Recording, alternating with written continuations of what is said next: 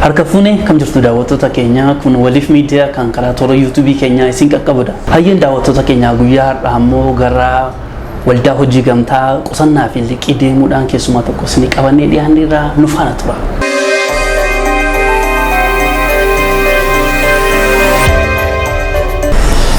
Hayyee yeroo keessan irraa qooduudhaan afgaaffii keenyaaf yeroo kennitanii asitti waan argamtaniif guddaa ulfaadha. Tole isinillee galatooma carraa kanaa keessumaa keessa isiniif. Hayyee mee maqaan keessan eenyu jedhamtu gahee hojii keessanii maalidha daawwattoota keenyatti mee himaa. Tole gaani maqaan koo Tolasaa Ejjetaan jedhama. Waldaa hojii gamtaa liqii fi qusannaa waliifitti hojii gaggeessaa olaanaadha. Hayyee botola isaanii isatti dhalatanii guddatan. Tole gaani bakka itti dhaladhe Oromiyaa lixaa yookaan baha Wallaggaa Konyaa Horroo Guduruu aanaa Jimmaa Gannatii bakka addaa jedhamtu ganda Kalaalaa Diddiimtuu uttan dhaladhee guddadhe. Mee akkaataan guddina keessan akkuma ijoollee baadiyyaa tokkotti immoo mee?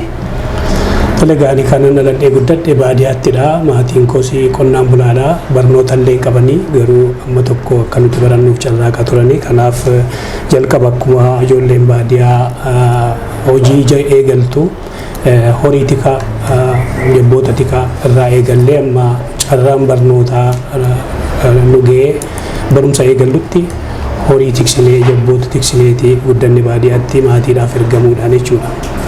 Isin hojii gaggeessaa kan waldaa qusannaa fi liqii kan waliifidha. Waldaan kun waldaa hangafaati kan waliif keessaa akkasumatti fakkaata. Akkasidhamti? Mee akkamirra ture sadarkaa akkamirra ture maalirra jira amma? Egaa waldaan hojii gamtaa liqii fi qusannaa jalqabuma maqaa waliif jedhullee kan mul'ata ishee qabatee dhufe waldaa liqii fi qusannaa kanadha. Kunis namoota yookaan dargaggoota 28 ta'aniin hundoofte isa dura nama muraasatu yaada kana walitti fidee waldaa Makkaana Yesuus Hinxooxxoo keessaa miseensa kan ta'anii waaqeffattoota ijoollee Pirotestaantii turanii dargaggoon kun umuriitiin xixiqqaa yookaan immoo 31 gadaa ta'an malee kaan barataa yuunivarsiitii kaan immoo barsiisaa yuunivarsiitii illee jiru walitti dhufuudhaan nuti maaliif akkuma nama kamiyyuu waldaa amantaa jalatti gurmoofnee maa biizinesiin hojjennu kan jedhu walitti dhufuutiin yaada akkasiitiin eegalame. Sanaa booda isa dura yaaliin ittiin hundeeffama ishee gara waldaa liqii fi qusannaa ta'in dura namoota muraasaan yaaliin gaggeeffamaa ture. Sanaa booda namoota 28 hundoote waldaan liqii fi qusannaa waliif kuni.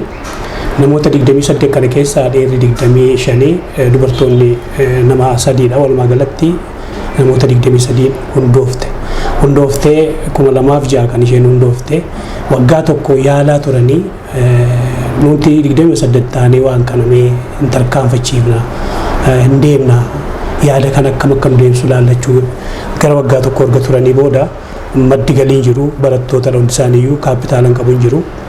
Fedhiin jira mul'atichi immoo mul'ata xiqqaan turre kanaaf amma miseensa keenya guddisuu qabna jechuutiin gara 300 akka ol guddatu miseensa horachuu qabnadhanii yeroo kana namni akka wal beekutti walitti muutiin namni fedhii qabu akka dhufee miseensa ta'an jedhuun namatti himanii sana keessattanis ergaan kun qaqqabee 28 erga hundooftee miseensa horachuudhaan gara 300tti gara miseensa 300tti ol guddisuutiin dhaabbata kana ol guddisuu qabna yaadeedhuun jalqabame. Ergasii namoonni miseensa ta'anii yaa'ii waggaa yeroo lammaffaa isaarratti gabaasni dhiyaate 2008 yaa'ii sanarratti namni miseensi nama 300 keessaa yoo jiran dhufanii yaa'ii sanarratti gaamma haala gaariitiin deemaa waan tureef magaala kana keessatti namoonni nuti waldaa hojii gamtaa ejensii kutaa magaalaa Araadaatu nuun qajeelchaa isaan irraatii fudhannaa isaan jala hayyama adda addaa kan baafannu to'atu isaanidha. Isaan bakka argamatti yaa'ii kana gaggeessine guyyaa yaa'ii sanaa gabaasa odiitii qofaa ta'uu hin ta'in waliif haala gaarii akka jirtuuf liqii fi qusannoon kuni namni hundumtuu gammachuutiin dhufe. Sababiin isaa kan tokko namaa keessa jiru fedhii nama tokko keessa jirutu dhuunfaa gareetiin eeggaltu namoonni waliin beekne kuni kaayyoo tokko qabaatanii walitti dhufani. Kanaaf baay'ee gammachuudha walitti dhufame. Isaa booda namni akkuma akka danda'etti aksiyoona yookaan immoo ixaa ishee carraa ishee nu kana bitatee eegalle gabaasni kutaa magaalaa irratti warri dhufanis keessummoonni dhaggeeffatanii baay'ee dinqisiifatu. Dargaggoonni kun hayyoota kan waliifin adda godhuudhaan ennaa isaa yaada kennanii waliifin kan adda godhu dargaggoota hayyootaan hundaa'u isaati. Yeroo gabaabaa keessatti immoo keessumaa waggaa 2 keessatti qarshii miliyoona 2 walitti qabanii miseensa isaaniif liqeessani. Yaa'ii lammaffaa irratti gabaasa kana faatu gabaafame jechuudha. Kanaaf egaa wantichi isa liqiif qusannoo waliif kan jettu kuni erga hundeeffama ishee irratti maqaa moggaasuu irratti maal jenna kan jedhu yaada taasanii waliin hojjennee waliin guddanna. Kanaafiyyuu waliif haa jennu maqaa kan jedhu maqaan kun moggaafame jechuudha. Waliif jechuun dhaabbata namoota abbootii qabeenya yookaan abbootii aksiyoonaa yookaan immoo kan hundeessitootaa miti. Yaandichi baay'ee guddaa waan ta'eef saba giddu galeessa godhatee yookaan uummata giddu galeessa godhatee dhaabbata Oromoo guddaa tokko akka ta'u mul'ata guddaatiin eegalame jechuudha. Namoonni 300 kun erga dhufanii miseensa ta'anii baay'ee haala gaariitiin waan deemaa jiruu fi maal gochuu qabna dhaabbata biraa dabaluu qabna kan jedhuun yaadni biraa ka'e kuni haamilee guddaa waan nutti horeen namnis baay'ee waan gammadaa jiruu fi amma gaa waldaa amantii jalatti yookaan immoo pirootestaantota qofaani kan jedha eegalamte. Piroomeeshinii adda addaannaa olii gadi ba'anii beeksisuu fa'aa fi lukaan deemanii waldaatti Naqqamte fa'aa Adaamaa fa'aa deemanii ennaa kaayyoo dhaabbata kanaa ibsanii namoonni tokko tokko akka mormiitti dhiyeessaa turan. Sababiin isaa nuyi Oromoodha. Maaliif waldaa bareedaa akka kanaa mul'ata guddaa qabu amantii qofaatiin daangessitanii kan jedhuun mormiin akka kanaan Oromoo ta'uu qaba, hunda keenya amantii ta'uu qaba, keessa keenya jira, nuti keessaa dhabuu qabnu amantiitiin daangeffamne kan jedhu yaadni adda addaa ka'e. Achi ennaa deebi'anii koottaa akkamaa goonu yaadni akkasii nutti ka'aa jira kan jedhu yaadni ka'e. Lakki nuti akkuma eegalletti itti fufnaa kan jedhuun otuma wal falmamuu gara Adaamaa kana deemanii Eeliyaas Bantiifaa piroomooshinii dhumaaf deemnaan nam tokko maqaasaa dagadheera isumatu nutti hime gabaasuma jechuudha. Ani jedhee namni sun pirootestaantii baay'ee nama cimsudha. Kanaafiyyuu dhaabbanni kun han pirootestaantii duwwaa ta'uu hin qabu. Namoonni shinnigaa irratti wareegamanii nuyi amantiitiin waliin qoonnu Oromoodha jedhanii. Kanaaf dhaabbanni kun dhaabbata Oromoo ta'uu qaba. Ani pirootestaantii waan ta'uu jedhee yaada kan nutti kaasanii akkam goonaa jedhee dhufee gabaase. Keessaatii lakki nuti mul'atuma qabannee paakeejii adda adda jalaa fa'aa waldaa ciccimsinaa iddoo adda addaatti waan baay'een jira gaa. Innaa nu ta'uudhame. Otuma akkasittiin jedhamu namni galmaa fedhichi hundumaa keessa jira. Nama wal argaa dhabe qofaatti kanuma yaada. Garuu nama wal hin beeknetu yaada mul'ata namni hundaa yaadutu iddoo tokkotti dhufe jechuudha. Waliif waan yaada xinnoo miti mul'ata guddaan qabu jaa ta'eef guyyaa yaa'ii waliigalaa sanatti gamaaltu ta'e dhaabbilee biraa hundeessuu qabna kan jedhuun yaadni ka'e. Jalqaba itti aansee waliifi waldaa hojii gamtaa liqii qusannootti aanee kan hundaa'ee tokko waliif baasan jedhu ture. Waliif baasii kana otuma yaalamu waldaalee kan biraas daballee uumuu qabna. Sabni keenya bal'aadha. Risoorsii guddaa qabna. Qabeenya guddaa qabna. Beektota hedduu qabna. Itti hojjechuu qabna kan jedhuun yaadni kuni jala jalaan haamilee namaa ta'a namnis dhufee hojii guddaa akka hojjetamu mul'atichi faan akka deemamu onnichiifame. Sanaa booda waldaan baasii suni baasii maduwwaa bitamaa jechuudha. Ka biraaf jalaan qabu. Kanaaf maal gochuu qaba? Waldaa aksiyoona geejibaa ta'uu qaba. Jijjiiramuu qaba kan jedhu yaadni dhufee guyyaa sanatti guyyaa yaa'ii lammaffaa sanatti dhaabbileen 4 akka hundeeffaman hundumtuu dambiin ittiin bulmaataa qophaa'ee gabaasni erga dhiyaatee booda gara dhumaarratti yaa'ii xumurree warra kutaa magaalaarraa dhufe gaggeeffanne ammas ajandaa biraa qabna. Ajandii cimaadhaa dhaabbileen kabiraanis dabalataan hundeeffamuu akka qabanii hundeessitootaaf himani. Hundeessitootaa fi miseensota dhaga'ama.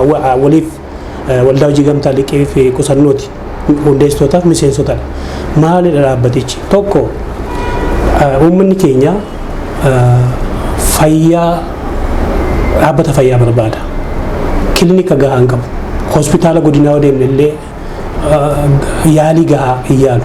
Kanaaf iyyuu namni gaafa rakkatee horiidhuma isaatiin akkatti yaalamullee waan hin qabneef fayyaa irratti hojjechuu qabna. Kanaaf waldaa aksiyoona fayyaa banuun dirqama keenya. Lammaffaa namoonni barattoonni keenya dhaloonni keenya hayyoota ta'uu qabnu haalli baruuf barsiisuu amma jiru kuni itti dabalataan sirriitti gadi buunee uummata keenya barsiisuu waan qabnuu fi dhaabbileen barnootaas waan barbaachisoo kan waldaa aksiyoona barnootaa jennee barnoota irratti hojjechuu qabna jechuudhaan waldaa aksiyoona barnootaa yookaan waliif edukeeshiniin akka banamu ta'ee akkuma qaama kamiyyuu immoo riisoorsii yookaan qabeenya qabnu irratti qabeenya uumaa qabnu irratti ogeessi jira uummanni keenyas hin jiru. Kanaaf bifa daldalaatiinis rakkoo geejjibaa furuudhaafis akkuma kamiyyuu uummata keenya gidduu galeessa godhannee dhaabbilee adda addaa banneettiin hojjechuu qabna. Kanaaf dhaabbata geejjibaa tokko waldaa aksiyoona geejjibaa yookaan waliif tiraanspoortii akka hundaa'u achumaanis waliif konistirakshinii yookaan dhaabbanni ijaarsaa ogeessota gahaa qabna. Riisoorsii keenyatti fayyadamnee uummata keenya gidduutti waan hundumaa harkatti galfannee hojjechuu qabna jechuudhaan dhaabbileen kun arfan guyyaa sana akka hundaa'an waan hundumtu qophaa'ee dhaqeera. Yaada kana gaafa ibsamuu fi baay'ee gammadan. Miseensonnii fi hundeessitoonni waldaa hojii gamtaa liqii qusannoo yaa'ii lammaffaa jiran sun baay'ee gammadanii kanumaatiin itti fufaadhan waan tokko hin jenne. Guyyuma sanaa kaasanii ati hojii gaggeessaa dhaabbata kanaati ati hojii gaggeessaa dhaabbata kanaati jechuun wal ramaddii jechuudha. Maaliif mul'ata dhaabbatni keenya ittiin kaane kana ogeessa yoo qaxarree ogeessi akkaataa mul'ata keenyatti deemuu dhiisuu waan baluuf nuti akka viijinariitti hojii gaggeessaa ta'uu qabna jechuudhaan guyyaa sanaa kaasee hojiin itti fufamee haala seera qabeessummaa isaa itti deemamee sana keessatti egaa waldaan hojii gamtaa liqii qusannoo waliif tokko isaaniif maallaqa liqeessuutiin akka waajjira kireeffatanii dambilee adda addaa kana baasanii gara dookimentii mootummaan dhaqee akka mirkaneessuu fi kan godhu nama hojii gaggeessaa qaxaranii miindeffameen hankaffaluu fi of harkaa waan hin qabnee fi kan liqeessaa fi ture waldaa hojii gamtaa liqiif qusannoo jechuudha. Kanaaf ilmaan isheetii akka seeraatti yoo seera koomershaaliitii yookaan seera daldala biyyattiitii yoo bultu ta'eyyuu kuni dhaabbatuma akka obbolaatti yookaan sisters kaampaaniitti biraandii tokkoon waliif kan jedhamu waan hundaa'anii fi yeroodhaaf akka hamma herreegni isaanii guutee banamee seera qabeessummaa ta'anitti ittiin akka hojjetaniif horii liqeessaa fi turte dhaabbanni kun jechuudha. Warri hundeessitoota dhaabbilee kana hundumaas miseensotuma waldaa hojii gamtaa liqiif qusannoo fi hundeessitoota ishee warra turedha jechuudha. Dhaabbilee kana hundumaa iddoo hundaatti kan hundeesse jechuudha. Egaa dargaggoonni kun baay'ee isaanii dargaggoota isiniin jedheera. Mul'ata qabu malee kaayyoo qabu malee horiin qaban kan barataadha. Kan reefu hojii eegala.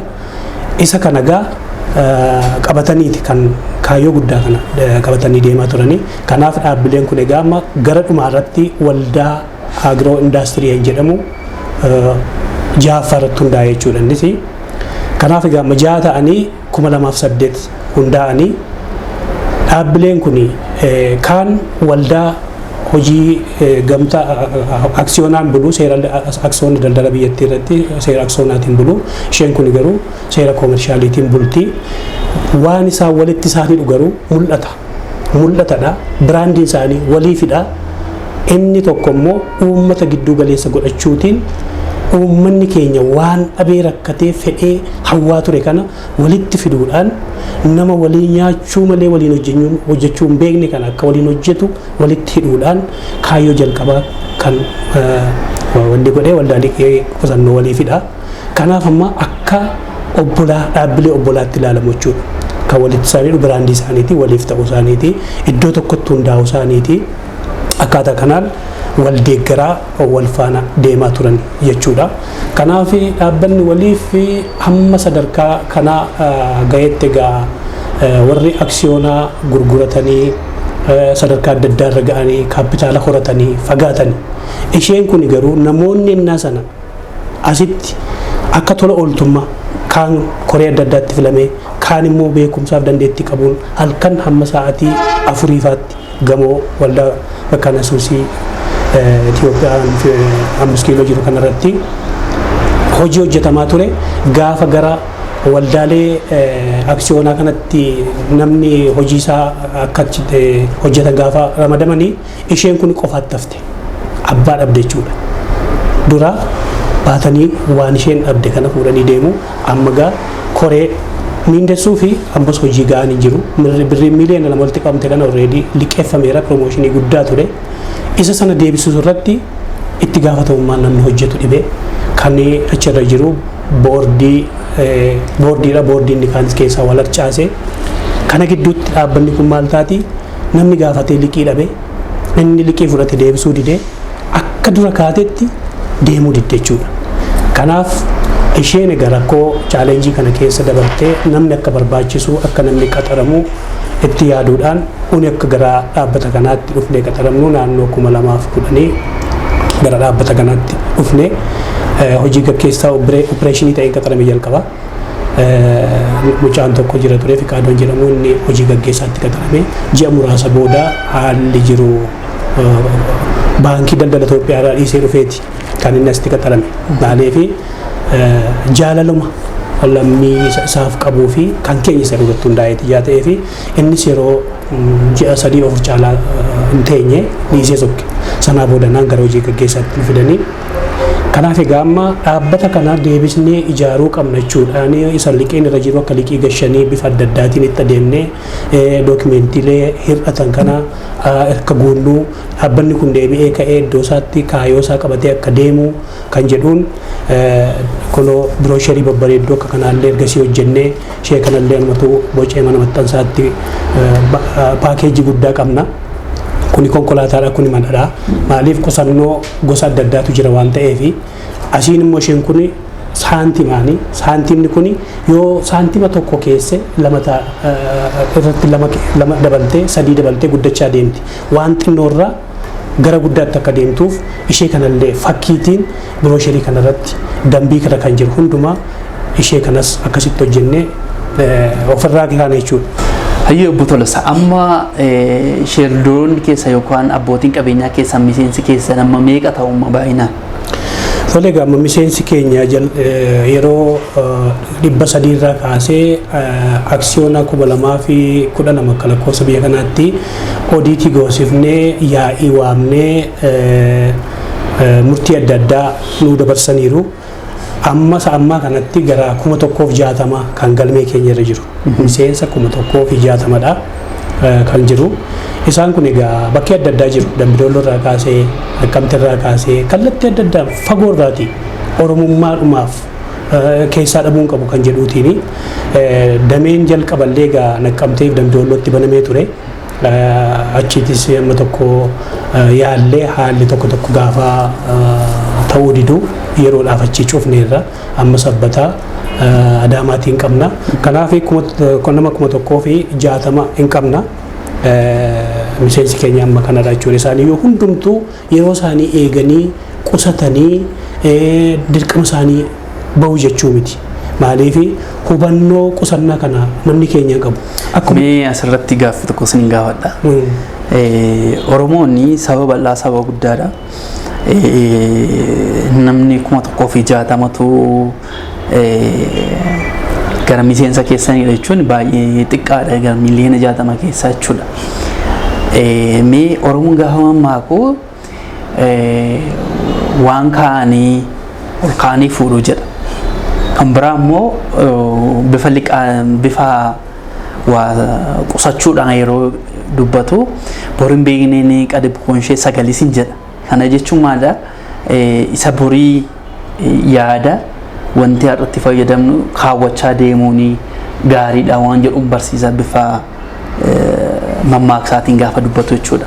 Mee qusachuu irratti sabni keenya maal fakkaata amma yeroo kana? Yeroo kana qusannoon nama keenyaa baay'ee wal'aan soodachuu dandeessa. Namni keenya hubannaa isaan qabu faayidaa ishee ammuma yoo fayyadame malee kaayee turee bubbulee waggaa tokko lama booda na fayyadee ilaalee wanni hin jedhu ammuma kaayee ji'a muraasa booda yookaan waggaa tokko booda ammuma liqii fudhadhee waa godhaa'edha. Akkasuma ta'een tokko kuni waan lamadha kan waldaa liqiif qusannoo waliif kan qabatee deemu. Tokko akka sabaatti namni keenya ijaaramee waliin hojjechuu haa baruudha. Inni guddaan lammaffaa achi keessatti qusannaa isaatiin cimee liqeeffatee ofaa jijjiiruudha. Hin qusatu taanaan han liqeeffatus hin jiru jechuudha. Dhaabbatichuu hin guddatu akka yaadametti hin gahu jechuudha. Kanaaf hubannoo hin qabu. Otoo hubannoo qabaatee namni dirqama isaa ji'a ji'aan qusatee yoona kana nuti baankiidha. Baankiitti jijjiireera. Baankiin amma gurguramaa jiru kun aksiyoonni isaa baankiitti booda isa kanaatii kan dhufe. Kanaaf yeroo gabaabaa keessatti gara baankiitti gara faayinaansii guddaa tokkootti kan jijjiiruu dandeenyutu akka baay'ina uummata keenyaaf jechuudha. Kanaaf hubannoo cimaa hubachiisuu barbaada, wal barsiisuu barbaada. Kanaaf namni keenya of fayyaduu qofaaf otoo hin ta'in dhalootaaf kun dhalootaaf ijaa ta'ee fi waan akka abbaa qabeenyaatti aksiyoona bitatee qaba. Akka fayyadamaatti immoo waan qusate sanarratti dabalee waan kaayyeeffateef liqeeffatee hojjeta. Dhala isaa immoo deebisee akka abbaa qabeenyaatti hirmaata. Sadaffaan immoo akka sabaatti dhaabbata guddaa tokko dhaabbata saba gidduu galeessummaatiin jiraatee dorgomaa akka addunyaatti jiru international wide campaign ta'uu danda'a. Amma nuti waldaa hojii gamtaa liqiif qusannoo Finfinnee yuuniyeeniitti miseensan konkolaataa afaan nama bitachuu barbaadanii birriin qabnu turree achi ergina achiitiitii miseensa keenya ta'ee liqeessaniin bituufi otoo nuti qusannaan keenya cimeera ta'e asiitii binnaaf jechuudha. Kanaaf innumti yuuniyeeniin kun iyyuu hin taane biyya kana keessa waldaaleen liqiif qusannoo hedduu jira. Keessumaa Oromiyaa keessa persentii 80 jira. Kanaaf gara yuuniyeeniitti koottaatii yuuniyeeniin immoo federeeshinii haa goonu jechuutiin Irish Link Cooperative Union jedhu tokko Keeniyaarraa faranjiin tokko dhuftee walitti nu qabaa turte. Federeeshiniin hundaa'eera guutummaa biyya kanaatti jechuudha. Kun maaliifi dhaabbileen gurguddaan yookaan immoo ciccimoo magaala kana keessaatii dhageetti yookaan warra hojii gamtaa ejensii biratti beekamtii qabanii tokko keessaa kutaa magaalaa Araadaa kana keessaa Amigoosiif waldaa hojii gamtaa liqiif qusannoo waliifidha. Federeeshinii kana hundeessuu keessatti illee waggaa tokko hoteela adda addaatti waamanii dambii adda addaa baafnee kaayyoo isaa fudhannee han hundeessine jechuudha. Maaliif dhaabbanni kun uummata duuba jira, han uummataati, han sabaa ta'uusaa waan beekaniif baay'ee wanni nu godhu. Kanaaf nuti immoo sabni keenya dhaabbanni kan keenya qofaa miti kan uummataati han keenya dhan otoo keessaan qabnu ta'eyyuu maqaa keenyaan hundaa'e han saba kanaan hundaa'e dhaabbata kan saba keenya han keenyadha. Kanaaf qusannoo irratti hubannoon hin jiru yaa ta'ee fi gara fuulduraatti amma dandeenye hojii guddaan nu gaafatu tokko sadha jechuudha. Hayyee mee namni tokko gara waldaa keessanitti dhufee qusatee erga qusatee immoo liqii sanarraa liqeeffachuudhaaf maal fa'aa gochuu qaba amma?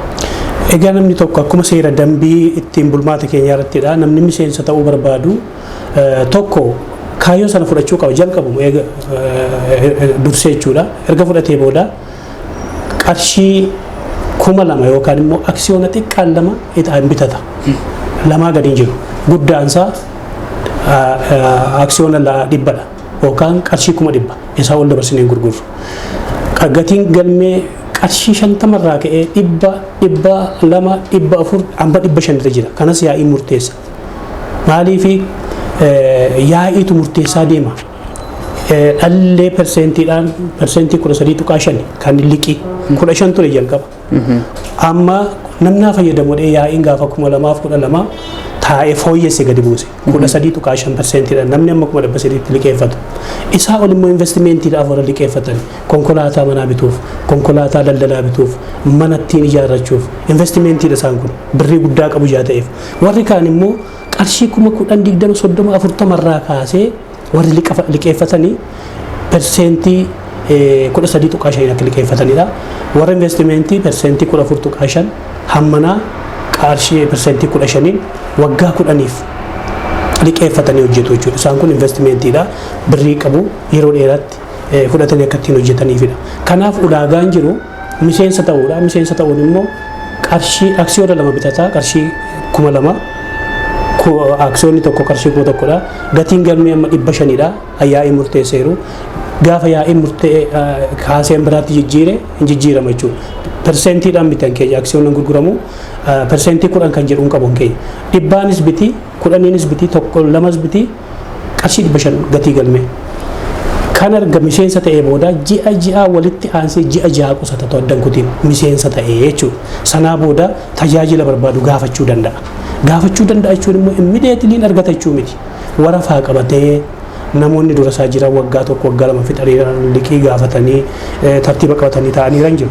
Tartiiba isaa qabatee yeroo isa ga'utti waan isa barbaachisu bizineesii moo maaliif barbaadda? Bizineesii yoo ta'e bizinees pilaanii dhiyeeffata.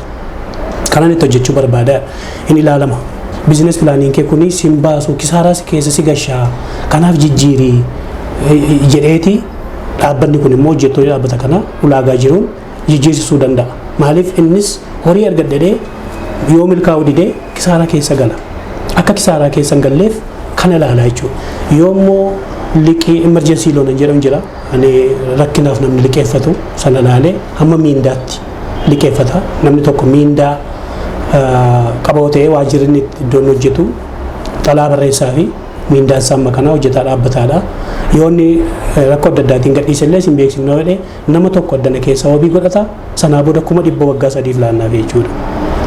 100 liqeeffata ji'aan amortaayizeeshiniitiin kan wanni ta'u seerri liqii keenya amortaayizeeshiniidha. Foormii sanatti akkuma gashitaa ji'aan kaalkuleetii godhee sii kaa'eera hin deebistaa jechuudha. Kanaaf qusannoo daa'immanii qabna. Qusannoo daa'immanii amma paakeejii baay'ee qabna. Isheen kun qusannoo daa'immanii haadhaaf abbaan gidduu jiru maqaa isaaniitiin maqaa mucaa isaaniitiin qusatuu fi hamma waggaa 18 guututti isaantu qusata maatii jechuudha. Suura mucaa 2 haadhaaf abbaa 2 gatii galmeen qabu daa'imni. Kallattiidhumaan qusannootti eegalu jechuudha. Aksiyoon ammoo akka warra kaanii dirqama 2 bitadhuu isaa ol bitadhuun hin jiru. Kennaa kennuufii danda'a namni. Mucaa koof kennuun barbaada yoo bitee kennuufii danda'a malee dirqama bitadhuun hin jiru. Kuni qusannoo daa'immaniiti. Inni kun immoo qusannoo konkolaataa. Konkolaataa manaa 600, konkolaataa daldalaaf 800. Kun egaa yeroo konkolaataa irra kasa turedha kan inni murtaa'eeru. Kanaaf dabtarii isaallee qopheessine waliif kan jettu kan daa'immaniillee akkaataa kanatti qopheessine jechuudha. Warri kun warra investimentiidhaaf qusatanii liqeeffatanii bitatanidha jechuudha. Kun immoo qusannoo manaati. Qusannoo manaa fi kana waggaa 10 nam tokko miliyoona tokko liqeeffachuu danda'aadha. Guddinni liqii keenya miliyoona tokkodha. Inni iyyuu nama manaaf liqeeffatu jechuudha. Yeroo itti manni rakkasa ture yeroo itti lafti rakkasa turedha amma garuu xiqqaadha. Amma ture kun amma dura yeroo gatiinsaa rakkasa ture miliyoona tokko yoo ta'e har'a namni isaanitti liqeeffachuu hin danda'u. Hin danda'a garuu hin xinnaata jechuu danda'a. Ammayyuu hojiirra guutummaa guututti daa'immanii kana malee isaan kana amma guutummaa guututti hojiirra oolle maaliif namni dhufee qusatee yoo nuti murtii yaa'ii murteesse paakeejii nuu kennanii qophoofne teenya eeggachuudha. Namni dhufee hankoo ta'ee qusatee yoo liqeeffate garuu hojiitti seenna jechuudha. Namni sin fayyadama dhaabbanni sin fayyadama garuu paakeejii isaa qabnaa itti adeemaa jirra. Namoonni liqii konkolaataa fa'aa jalqabanillee amma tokko jiru. Isatti adeemaa jirra jechuudha. Jalqaba gasheen dabtariin yeroo waliif waldaan hojii gamtaa liqiif waliif hundoofte dabtarii kana waldaa yuunenii Finfinnee irraa bitanna turre. Maqaa keenya waldaa liqiif qusannoo jetti waliif hin jettu. Ishee irraa fuudhameeti ittiin qusatamaa ture. Amma garuu han ittiin waldaan miseensi keenya jalqaba miseensa ittiin ta'u waldaa liqiif qusannoo waliif miseensa dabtarii isaa ishee kanadha jechuudha. Han keenya godhannee jechuudha. Kun ishee duraati. Kuni abbummaa loogoo keenya irra kaa'annee kan paakeejii adda addaatiin illee han ijoollee daa'immanii illee han manaallee hundumaa waliif itti naanneffannee dookimentii mataa keenya hundeeffannee maxxansiifannee jirra jechuudha. Kanaaf paakeejii guddaa qabna akka dhaabbataatti. Garuu miseensi keenya yookaan immoo hawaasni keenya miseensa ta'ee fayyadamee dhaabbata guddisee akka dhaabbanni guddatu itti hojjechaa hin jiru nutis immoo amma dandeenyetti ganaagaa wallaansoo guddaan barbaada haalli koronaa kunis baay'ee nu miidheera walii gaddeemnee piroomeeshinii hojjennee waldaa adda addaatti yookaan nama walitti qabnee akkanaa sone miidhaanis yookaan rakkoon kunis hin jira isa kana egaa keessuma dabarree amma tokko deemneedhuma miseensa haaraa horachuuf tattaafachaa jirra birrii bakkeetti liqeeffamee hafe sanallee 2013 gara miliyoona 1.3 deebisiisneerra ammas deebisiisne kaane gara miliyoona gara qarshii 700 fa'i liqeessineerra barreen gaddaa jechuudha amma immoo ji'a jaha kana keessatti gara qarshii 885 liqeessineerra liqeeffataa jira namni liqii nu gaafate dhabu hin jiru amma jechuudha. Mimi namoonni hin qusatu liqeeffatu feedbackii yookaan immoo namni ergattee wanta erga qusatee booddee waan rakkatee fayyadame fakkeenya barachuu danda'a konkolaataa ta'uu danda'a mana ta'uu danda'a mee erga fayyadame booddee yaada akkamii isinii kenna isinitti tajaajila keessanitti gammadoodha moo mee maal akkamidha? Egaa waan lamatu jira yeroo duraa sana waa'ee liqii qusannoo namni hubannaa hin qabu dambi doolloo yeroo lama dhannee hubannoo kennineerraa fi uummataaf miseensa achi jiraniif naqqamtees akkasuma yeroo lama dhannee hubannoo kennineerraa fi liqii qusannoo kaayyoon isaa maal akka ta'e akka qusachuu danda'an yoo liqeeffatan immoo horii margadhee liqeeffachuu otoo hin ta'in ji'a waan deebituu fi kisaaraa keessa kan galleef bu'aa ishee irratti hundootee akka hojii hojjettan kan jedhuun hubannoo laachaa fi ture yeroo sanatti han hubannoo hin qabne han horii liqeeffatee itti miidhames jira amma toon kaffalii han irra ture han itti miidhamee jira yeroo sanas immoo lafa argatee han kaffalatu dhabee liqeeffatee kan lafa isaa sana fudhatee manatti ijaarratee otoo waliif hin jiru ta'an hin jiru ture hin jedhutu jira kanaaf yaanni warritti dammaqanii fayyadamanii hin jiru hojii itti hojjetanii itti gammadan kan immoo haala ishee toon bariin itti miidhaman illee ni jiru jechuudha kanaaf isa kana barsiisuudhaaf yeroos nu gaafataa koreen illee hundaa'ee jiru koreen hawaasummaas hin jira koree guutuu qabna hir'uun hin jiru amma dandeenyetti itti jirra kana fakkaata. Hojjetaa waliif keessatti bakkoota adda addaatti akkasiin hojjettan information qaba fakkeenyaaf trading industry keessatti geejjiba keessatti asitti hojii gaggeessaadha mee akkam ture wal faana akkas deemsisuu fi dhaabbattoonni kun maalirra jiru amma? Tole gaani waldaan hojii gamtaa liqiif qusannoo erga hundootee booda waliif hundumtiyyuu hundeessaan dhaabbilee waliif miseensa waldaa hojii gamtaa liqiif qusannoo waliif hundeessitoota kanaaf jalqabaa waldaa aksiyoona geejibaa keessatti ani walitti qabaa boordiin ture waggaa 3 fi achi booda marsaa lammaffaas filamee ammas miseensa boordiiti dhaabbata kana kaayyoon keenya konkolaataa guddaa binnee uummata keenya biraan ga'uu baay'ee saffisaan itti yaadaa ture yeroo nuti horii hin qabne konkolaataa rakkasaa ture nuti horii kan walitti qabnu aksiyoona kan gurgurru abbootii qabeenyaa qofaatti miti yookaan qaama kamittiyyuu miti uummata hankooti jedhu gajjallaatii kaasee qarshii 5,000 3,000 4,000 kaasee akka aksiyoona bitatanii hankooti jedhanii abbummaan itti akka dhaga'amuuf horii kana funaanaa turre jechuudha. Kanaaf erga waliif hundeeffamee booda dhaabbilee baay'eetu bayan akka gadaa baasii akka odaa baasii fa'aa kun isaan warri birrii qabu yeroo gabaa keessatti aksiyoona isaanii fitanii konkolaataa bitatan yeroo nuti birrii godhannu immoo deebee doolaara tollu yaalaa ka'a wal bira darbaa turre jechuudha. Itti ciccineedhuma yeroo darbee taaksii yookaan immoo konkolaataa leegjarii 2020 product jedhu tokko SQTV 40 binnee raayidii waliif personal guarantee baankii dhaqnee boordiin mallatteessinee dhuunfaa keenyatti bituuma qabnannee hamma baasiin kun mijatee binnutti bizinesii keessa galuu qabnannee raayidii binnee hojiitti bobbaafnee jirra. Kun jechuun kaayyoodha, fedhiidha, mul'atadha. Mul'anni kun immoo keenya duwwaa miti, han uummataati. Han uummataa kana nuti waa tokko keenya yoo dabarree inni ittaanu immoo iddoo sana dhaabatee bakka guddaatiin ga'a jechuudha. Waliif dhaabbata uummataati, dhaabbata Oromooti. Kana yaa ta'eef itti ciccimnee itti dadhabneeti hojjennaa jechuudha. Kanaaf dhaabbata daldalaaf indaastirii keessatti illee itti aanaa walitti qabaa boordiiti.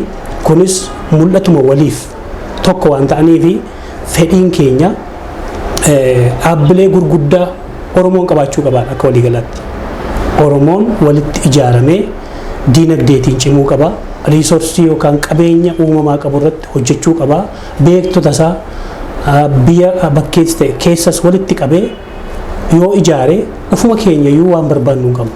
Isa kana walitti ijaaruun hin turre kana dura akka ijaaramnus yeroo nuun eeyyamne turre. Amma garuu waliif Oromoon walitti ijaaramee dhaabbata hundeessee fiixa bahee hin beeku. Isa dhabsana cabsuudha kaayyoo waliif. Amma ammaatti cabsinee jechuu hin danda'a. Borus waliif kanaa olitti darbee hamma sadarkaa idil addunyaatti dhaabbata beekamuu danda'u dhaabbilee gurguddoo hundeessee akka itti deemu fakkeenyummaatiin uummata Oromoo keessatti dhaabbata guddaa mul'ata guddaa dargaggoota kanaan hundaa'e waan ta'eef kana qabanneeti iddoo kaanitti qacaramuudhaan iddoo kaanitti immoo boordii taanee miseensa boordii taanee mul'ata qabnu sana cimsinee uummata biraan ga'uudhaan uummata abbaa qabeenyaa taasisuu uummata walitti ijaarree waliin akka hojjetu taasisuu jaalala wal barsiisuu jechuudha. Kanaafi hammam ulfaatu iyyuu xiiqiin keessa keenya waan jiruu fi akkaataa kanaatti hojjechaa jirra jechuudha. Hayyee obbo Tolasaanii waliif wantoota hudhaa ta'an Oromoon barbaadu keessaa kanneen akka barnootaa, fayyaa, geejjibaa, daldalaa, indaastirii qusannaa irratti bakka isa barbaachisu baay'ee irratti hojjetaatti jira. Mee waliif ni qarra geera amma? Gaaffiin kee baay'ee bareedaadha. Dhaabbilee waliif egaa akkuma dura sii kaasaa ture dhaabbilee yeruma wal fakkaataatti 5 hundaa'anii tokko isheen kun haadha isaaniidha. Yeroo guddataatiin irraanfadhu deessuudha. Waldaan hojii gamtaa liqii qusannoo waliif yookaan saakkoon deessuu hundumaati haadha jedhu sirriidha. Itti liqeessitee gargaartee asiin geesse waan ta'eef. Kanaaf 6 ta'anii turan jechuudha. 6 keessaatii 6 kuni miseensotaa fi hundeessitoota waliif saakkootu isaan hundeesse. Amma inni kaan carraan qabu jechuudha waliif keessa galuudhaaf. Yoo aksiyoona bitate malee hundeessummaaf carraan qabu jechuudha. Kanaafi sektariin waliif qabatee jiru hundi isaayyuu kan biyya kana keessatti duwwaa miti akka addunyaatti biizinesii irratti barbaachisaa ta'e. Kana ala kan jiru kan hafaniiran mineraalii fi daldalaa fi indaastirii isaan kun akkuma waliigalaatti biizinesiin nuti warqaa ba'uun qabu kan jedhuudhaan isaan kunis booda mineraaliin kun hundaa'ee dhaabbata albuudaa waliif hundeeffame. Innis amma gara filigliqii kanaati lafa miliyoona 4 bakka jibsemiin ba'u hundumaa hayyamatti baafatanii hojjechaa turanii otuma hojii eegalanii jiranii kaapitaala dhabanii gaafa kaapitaala dhabanii waldaa daldalaa fi indaastirii waliin ta'anii hojii san akka waliin hojjetan kaapitaala miliyoona 4 lafa qabu. Nuti immoo kaashiitiin yookaan waldaan daldalaa fi indaastirii waliif kaashiitiin miliyoona 4 finnee walitti hamma lafti sun achiitii albuun achi keessaa yaa'edhumutti waliin hojjennaa jechuuti. Wal bira dhaabachuutiin boordiin lamaa waliin haasa'ee akkaataa kanaatti hojjechaa turanii hojjechaa jiru. Kuni maaliif albuuda irratti isin barbaachisa? Akkuma dursii kaa'ee qabeenya uumamaatiin kan badhaate Oromiyaa. Magariisa maaloodha inni garuu itti hojjechuu hin dandeenye. Maaliif walitti akka ijaaramnu barbaadu hin jiru, wayyuunis hin jiru. Abbaan qabeenyaa tokko illee hojjechuu barbaadu mataa gadi kuusa'u warri kana dura turan jechuudha. Kanaaf itti hojjechuu qabna, hojiirra oolchuu qabna, beekumsa qabnu yoo walitti finnee horii kana walitti finnee boruu horii guddaa arganna jechuutiin albuuda irratti akka hojjennuuf dhaabbanni aksiyoona albuudaa hundaa'e. Booda waldaan 7ffaa hundaa'e jechuudhaan 8ffaa waldaan daldalaa fi indaastirii miseensota waliif duraan jiran ala dabalatee bal'inaan namni kamiyyuu hundeessaa irratti akka hirmaatu jedhamee bahaatii hamma lixaatti miseensa ta'aniiru. Hararii nama baay'eetu miseensa hundeessaa ta'e hundeessa. Aksiyoona yookaan immoo abbootii qabeenyaa yookaan immoo abbaa aksiyoonaa ta'uu qofa otoo hin ta'in hundeessummaatti hirmaachuu qabudha dhaabbata Oromoo guddaa ta'e kana. Yoonnaa kana maal ta'a namni abbummaansaa itti amanamummaan dhaabbata sanarraa qabu dabalaa deema jechuudha. Dhaabbileen lamaan booda kana hundaa'anii miseensota waliif duraanii dabalatee hambiraallee itti dabalataniiru jechuudha. Saba keenya kan ta'an. Kanaaf bakkeetiillee namni irratti hirmaatee hundeessaa ta'eeru jira. Maaliif dhaabbata sabaati.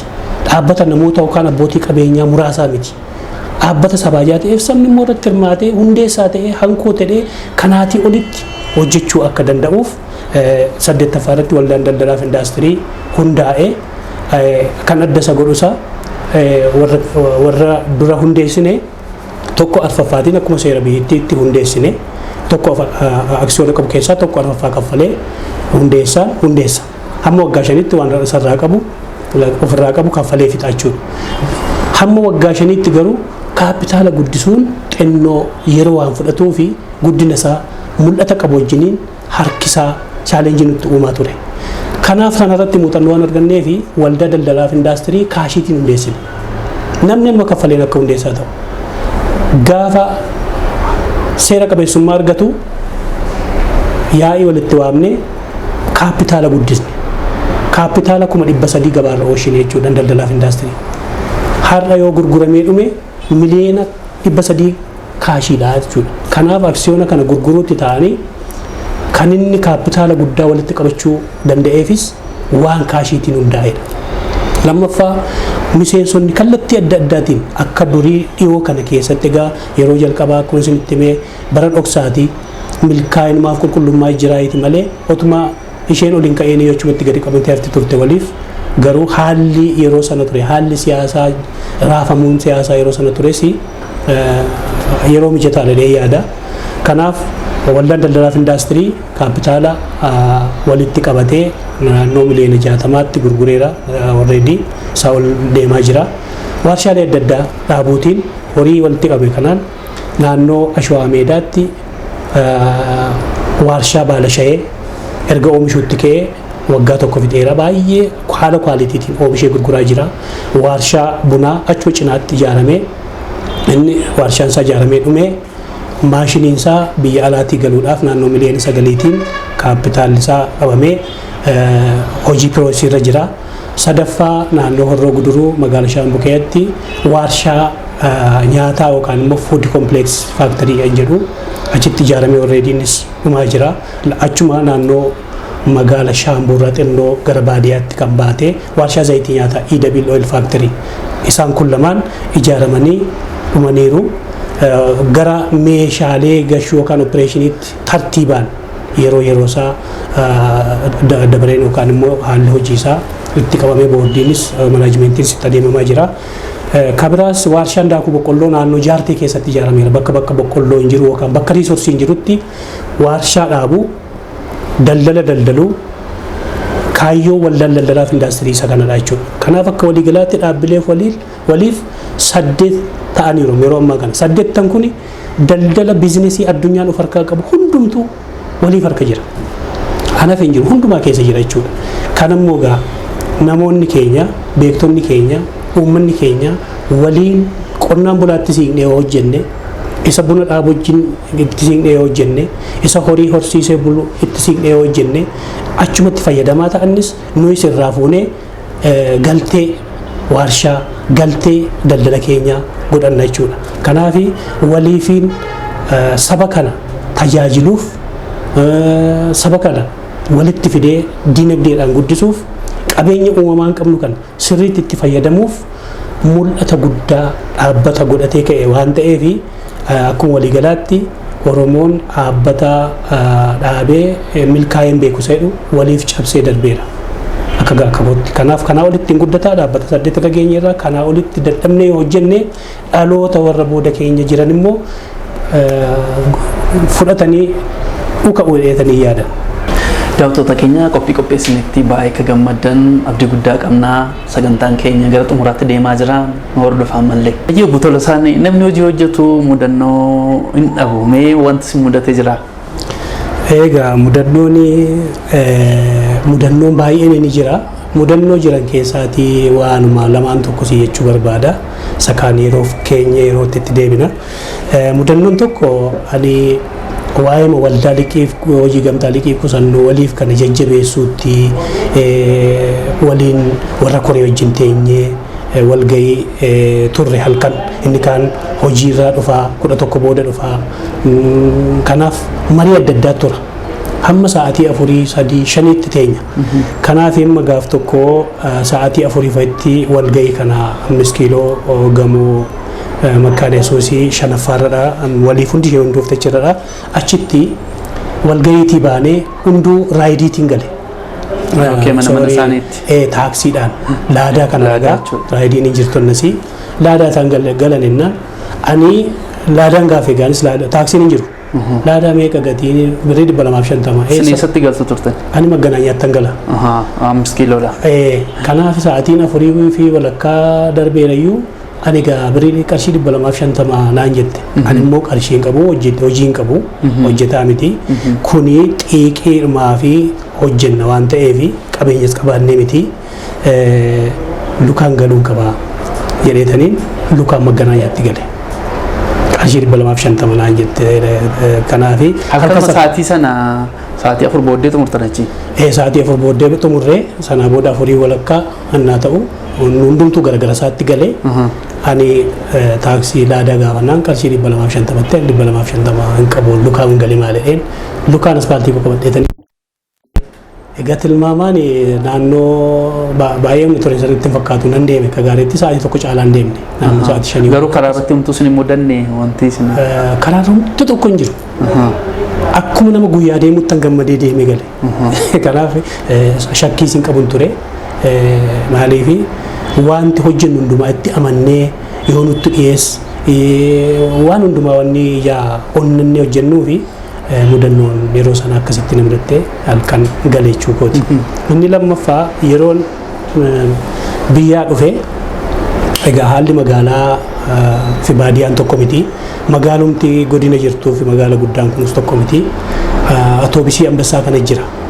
bara Finfinnee dhuftan moo bara meeqa dhuftan sin ani gara Caalos Mattan guddadhe jechuu dandeessaa gara 1987 dhufe achiiti akkuma dhufeen konkolaataatiin magaaluma kana keessatti deemnu Ambassaa atoobisii kana yaabbadheen deemaa jira.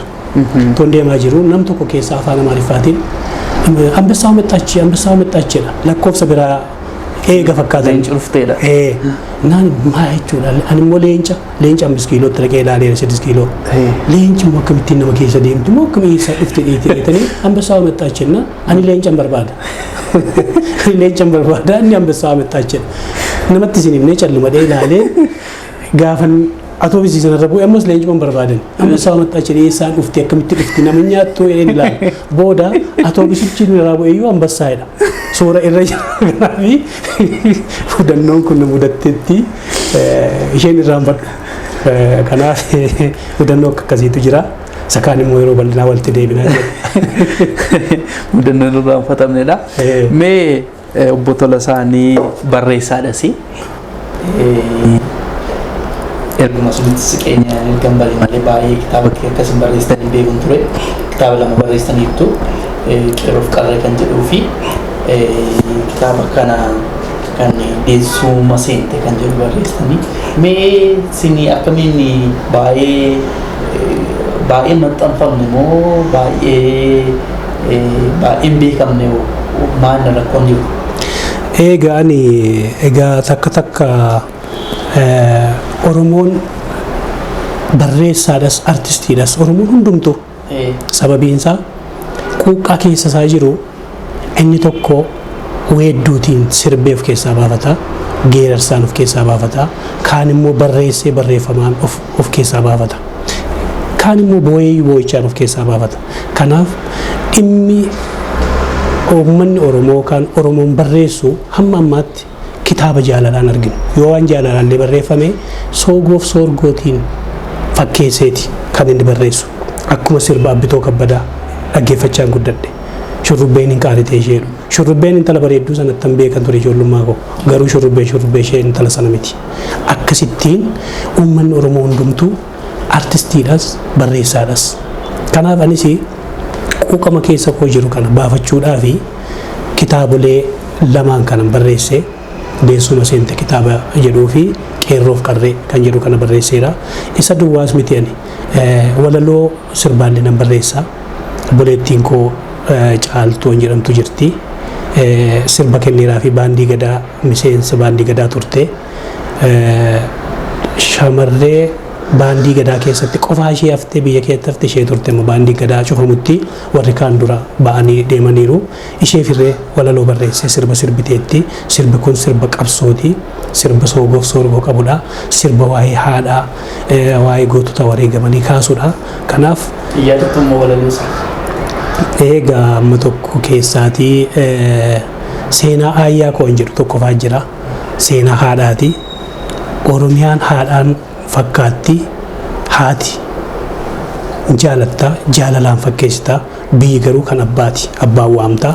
Kanaaf seenaa Aayyaa koo, qabsiisa koorraa, dhaamsa harmee koo, yaadannoo koorraa, nagaan sitti dhaama yaayyaa fageenya koorraa kan jedhu nama fagoo jirutu harmeesaaf dhaamsa dhaamachuudha. Kanaaf anis karaa gama koo fagoo irra taa'ee harmee koo waanan jaalladhuufis dhaamsa koos dabarfadheera. Hankoos otoo hin ta'in namni kaan immoo amma kooyyuutti dhiyeenyaan hin jirre fagoo hin jiran jiru. Sana wal qabsiisee kanan barreesseerus jira. Egaa kanaaf walaloo adda addaa sirreessuudhaan walaloo sirbitoota keenya fa'iif amma tokkoon jechuudhaan nan barreessa jechuudha waan keessa koo jiru. Akkaataatti illee barreessan akkaataatti illee weeddisan fakkeenya yeroo hundaa shurrubbeen qaaritee kan abbitoo kabbadee dargiittiin gowwoomsee shurrubbeen qaariteen namni beeku jiru. Hamma jibaatinaa meechaa awraajjaa sana sanatti barsiisota ijaareeti bara durii sana seenaa isaan dhaga'u ijaaraa tureeranne abbitoo jechuudha. Namni warri inni ijaare waa'ee shurrubbeen qaaritee sanaa qabsaa'otaati beeku. Warri kaan intaltii bareedduu sanatti akkuma koo fudhatanii isaan dhagaan guddadhe jechuudha. Kanaaf walaloolee nan barreessaa, ijoollummaa koollee sirballee nan sirbaa.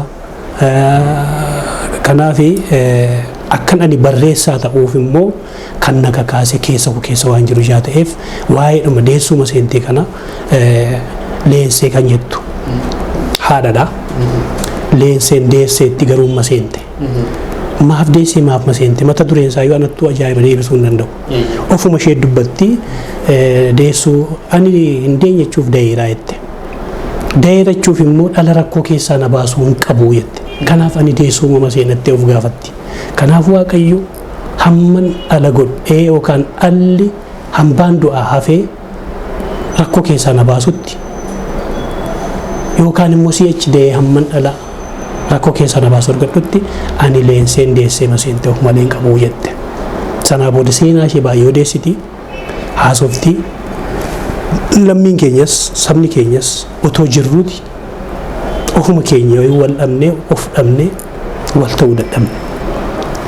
Achi keessatti egaa waa baay'ee barreeffameera. Akkaataa namni keenya walitti ijaaramee qabsaa'ee isaa kee akkamitti qabsaa'ullee waan baay'ee achi keessa jira soogoof sorgoodhaanidha.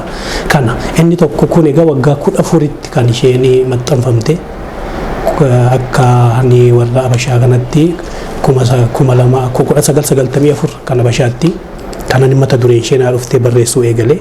Sana booda otuma barreessuu 97 magaalli kuni haala siyaasaatiin baay'ee rakkoon uumame. Maqaa Oromummaatiin egaa ati Oromoodhaa shakkamtaan miseensa kamiyyuu miti jedhee nama mootummaa yoo miseensa isaa taate malee miseensa ta'an ta'us naman. Kanaaf egaa gara Maayikelaawwitti nu geessanii kitaaba koo kanas ardi koppii ishee sana soofti koppii waan akkasii illee jiru wajjumaan lamaan keenya hidhan jechuu dandeessa.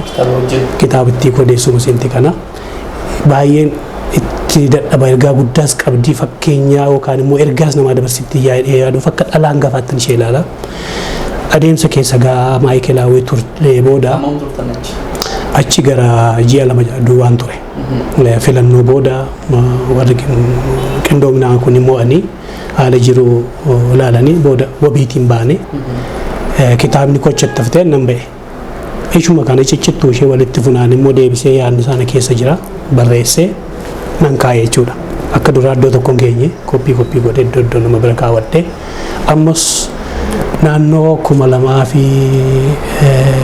2003 nan hidhame deebi'ee ma takka maqaa wasitti ba'een taa'u achuma manuma keenya sanuma giddu galeessa deemne innaa sana egaa hidhichi kan hundumaa ta'e kan dhaabbilee siyaasaa biyya kana keessa jiran hundumaa dargaggoota Oromoo irratti sincime yeroo sana immoo Maakelaawwiitii gara Qaalitti Qilintoo deemne dhumarratti murtii nutti murtaa'e gara Shawaroobitti nama 31 warra nutti murtaa'e keessaa nu erganii achitti hidhamne achitti qeerroof qarreen barreesse ji'a lama keessatti jechuudha qeerroof qarreen sirna fuudhaaf heerumaa sirna gaa'ela Oromoodhaan barreesse maaliif waa bira afaan Oromoo barreessuun iskeetti siyaasadha konseptii biraa qabaannaanis jarri sirra geenyaan siyaasadha garuu sirna fuudhaaf heerumaan barreesse isuma dhugaasaa sirna fuudhaaf heerumaa keessumaa naannoon dhaladhe Horroo Guduruu keessa kan jiru Baha Wallaggaa keessa hin jiru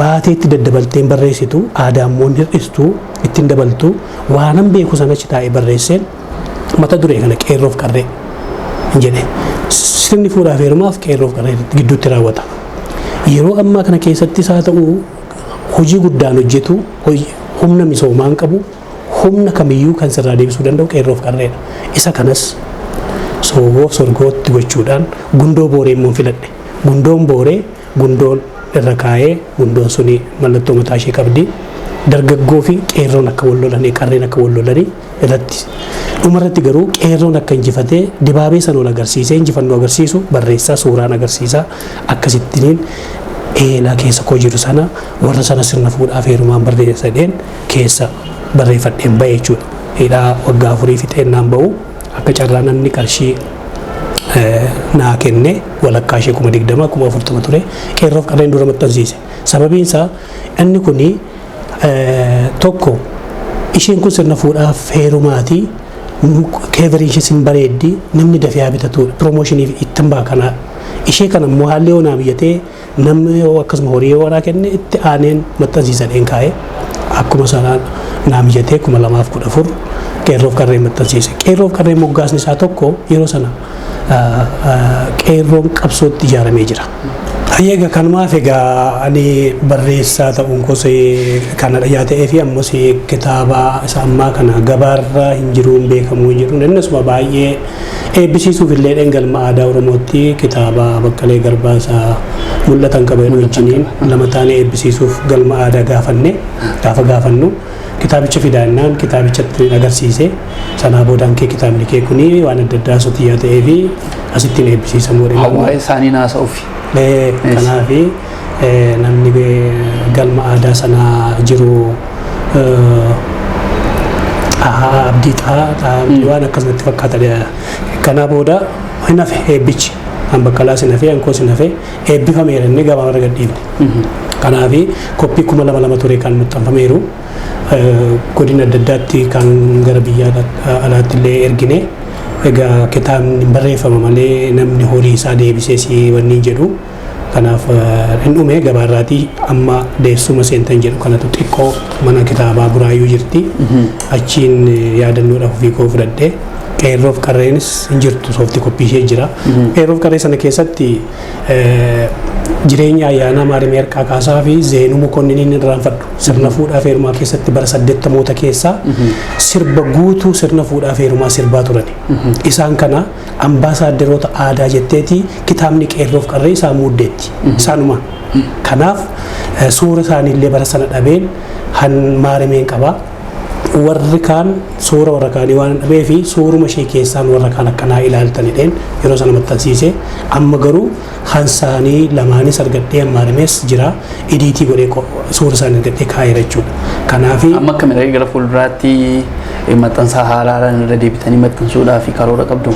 Eega maxxansuu irratti gabaarratti baay'een barbaadamtiin gurguramtii eebbisaan fana gaafachaa ture. Kanaaf amma fuulduratti egaa amma eebbisii yookaan maxxansiifna haalli oomishate jedhu yaadan qaba.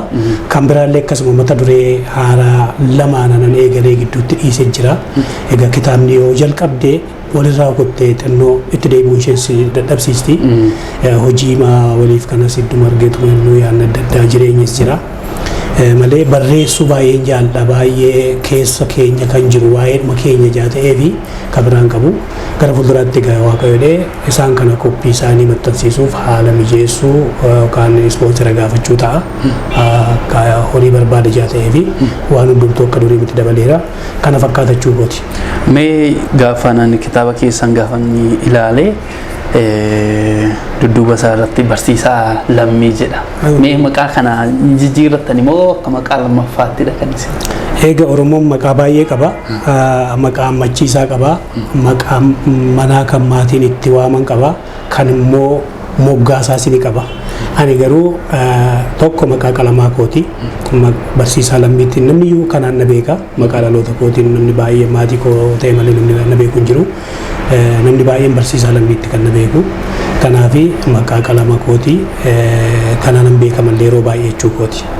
Baay'ee mee daawwattoota keenyaa fi sagantaa keenya gara xumuraatti deemaa jirra. Dhaamsa yookaan ergaa yoo qabaattanii akkasiin dubbattan barbaadin. Tole gaani dhaamsa inni qabu akka waliigalaatti dhaabbilee waliifiin kan hundaa'ee amma dhaabbata Oromoo ta'eera. Oromoo hundumtuu bakka jirutti waliin nyaachuu duwwaatuun ta'e waliin hojjechuu irratti xiyyeeffachuudha. Oromoon jaallatee miti kan waliin hojjechuu wallaaleeru dur. Haalumatu mijoofneefidha. Amma garuu waliin hojjechuu shaakaluu wal amanamummaa dhufa yoo waliin hojjette jaalala dhufa yoo wajjin hojjette tokko taatee diinagdeedhaan cimtee biyyas guddistee dhalootas guddistee waan qabdu uumamaan kan waaqayyo sii kenne albuuda lafa keessaas haa ta'u hojii biqiltuu lafarra jiru kana waaqayyo nuu kenneera. Isa kanatti fayyadamnee nuti jabaannee hojjennaan ogeessota hedduu qabna akka addunyaatti kan dhabnee jiru qabna namoota baratan qabna namoota baratanii qabna namoota muuxannoo qabaniiran qabna isaan kana qabannee yoo ijaaramne biyya keenya yeroo gabaabaatti guddisuu ofii keenya illee diinagdeedhaan guddisuu waan dandeenyuuf hamma dandeessanitti dhaabbilee waliif hundumaa irratti hirmaadhaa aksiyoona bitadhaa hojjedhaa beekumsa keessan asti investii godhaa jedha.